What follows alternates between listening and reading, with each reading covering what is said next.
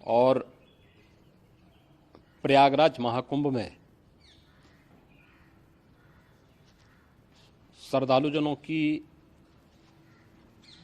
भारी भीड़ है। लगभग 8 से 10 करोड़ श्रद्धालु इस समय प्रयागराज के अंदर मौजूद है। कल भी 5.5 करोड़ श्रद्धालुजनों ने महाकुंभ का स्नान किया था। ये जो भारी दबाव श्रद्धालुजनों के कारण और श्रद्धालुओं के संगम नोच पर जाने के कारण वहाँ पर एक बना हुआ है, लेकिन पूरा प्रशासन मौके पे वहाँ मौजूद है। रात्रि को 1 से 2 बजे के बीच में अखाड़ा मार्ग पर, जहाँ पे अखाड़ों के अमृत स्नान के दृश्य से बैरिकेड्स भी किए गए थे, तो बैरिकेड्स को फांद करके आने में कुछ श्रद्धालु गंभीर रूप से घायल हुए हैं। उन्हें तत्काल हॉस्पिटल में पहुंचा करके उपचार आदि की व्यवस्था उनके लिए की गई है। उनमें से कुछ श्रद्धालु गंभीर रूप से घायल हैं। लगातार प्रशासन स्थानीय स्तर पर श्रद्धालुओं की सकुशल स्नान कराने के दृष्टि से रात्रि को कल सायंकाल 6:30-7 बजे से ही मौनी अमावस्या का मुहूर्त प्रारंभ होने के बाद से ही लगातार लगा हुआ है। प्रयागराज में महाकुंभ में श्रद्धालुजनों के सकुशल स्नान करने, अमृत स्नान के लिए देश भर से आए हुए श्रद्धालुजनों की व्यवस्था के लिए, उनके कुशल क्षेम के लिए आदरणीय प्रधानमंत्री जी का प्रातःकाल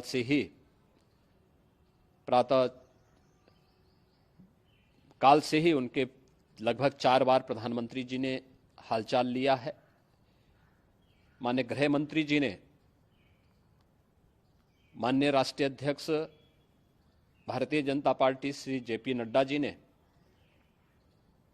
माननीय गृह मंत्री श्री अमित शाह जी ने भी, और प्रदेश की माननीय राज्यपाल श्रीमती आनंदीबेन पटेल जी ने भी लगातार जानकारी लेकर के सभी के कुशल क्षेम और सकुशल स्नान कराने के बारे में निरंतर रिपोर्ट ले रहे हैं। हम लोगों की प्रातःकाल से ही श्रद्धालुजन जो भी आए हैं वे स्नान कर सकें, इसके लिए यहाँ पे उच्च स्तरीय बैठक भी चल रही है, जिसमें मुख्य सचिव भी हैं, डीजीपी हैं, प्रमुख सचिव गृह हैं, मुख्यमंत्री कार्यालय के अपर मुख्य सचिव के साथ एडीजी लॉ एंड ऑर्डर के साथ साथ अन्य वरिष्ठ अधिकारीगण मौजूद हैं। प्रयागराज में हालात वर्तमान में नियंत्रण में हैं, लेकिन भीड़ का दबाव बहुत बना हुआ है।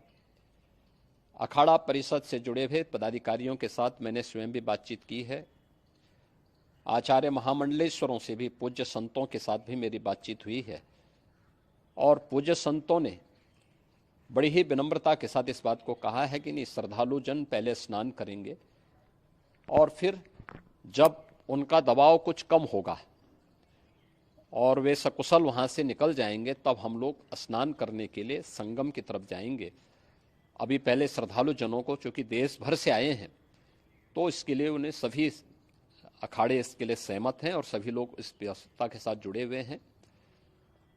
लगातार इस दिशा में हम लोगों का प्रयास है कि जो अब तक प्रातःकाल से ही आपने देखा होगा, कल मैंने बताया कि कल लगभग 5.5 करोड़ श्रद्धालु कल महाकुंभ का स्नान किए हैं, और आज प्रातःकाल तक लगभग 8:30 बजे तक 3 करोड़ से अधिक श्रद्धालु स्नान कर चुके हैं, और ये लगातार जारी है। लेकिन संगम नोच पर, अखाड़ा मार्ग पर, नागवासुकी मार्ग पर लगातार दबाव बना हुआ है, और वहाँ पर श्रद्धालुजनों की सुविधा के लिए भी हर प्रकार की वहाँ पर प्रशासन पूरी मुस्तैदी के साथ लगा हुआ है। और इसीलिए मेरी अपील है पूरे प्रदेशवासियों से, पूरे देशवासियों से और सभी श्रद्धालुओं से भी, सभी पूज्य संतों से भी कि अफवाह पर कोई ध्यान न दें, संयम से काम लें। यह सब आयोजन सभी लोगों का है। प्रशासन उनकी सेवा के लिए पूरी तत्परता के साथ लगा हुआ है। केंद्र और राज्य सरकार पूरी मजबूती के साथ वहां पर हर प्रकार का सहयोग करने के लिए तत्पर है।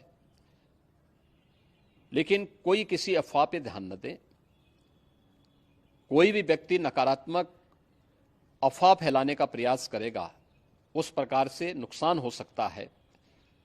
और जहां पर हैं आप, लगभग 15 से 20 किलोमीटर के दायरे में अस्थायी घाट बनाए गए हैं, उसमें कहीं भी वे स्नान कर सकते हैं।